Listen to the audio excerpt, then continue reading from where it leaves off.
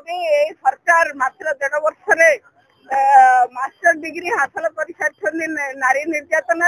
PhD आड़ को अग्रसर होती पीएचडी कर पछौ ना नारी निर्यातन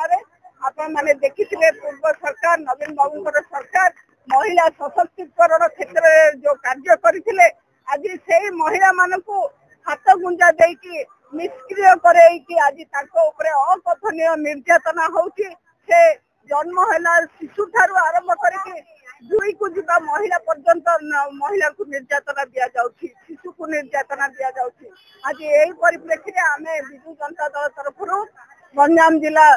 तरफ आसिकी आईजी महोदय को मेमोरांडम दवाई आसीथिलु किंतु से समय देइथिले मध्य से उपलब्ध हेई नाहंती ए पर्यंत आमे अपेक्षा करिछु तांको दबा पाए हमर दाबी होछि आपण माने महिला को सुरक्षा दियंतु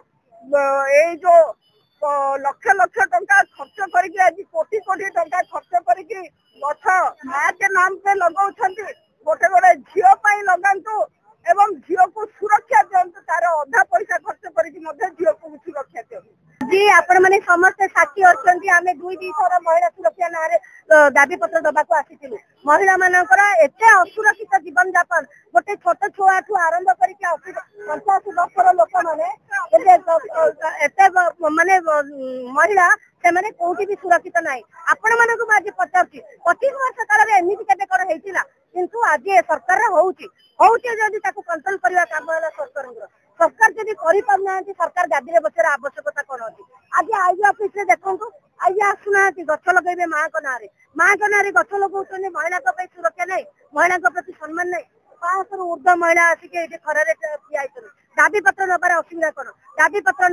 दबा हमर अधिकार ए अधिकार को जे हनन करछि से सरकार गादी रे बसलार अयोग्यता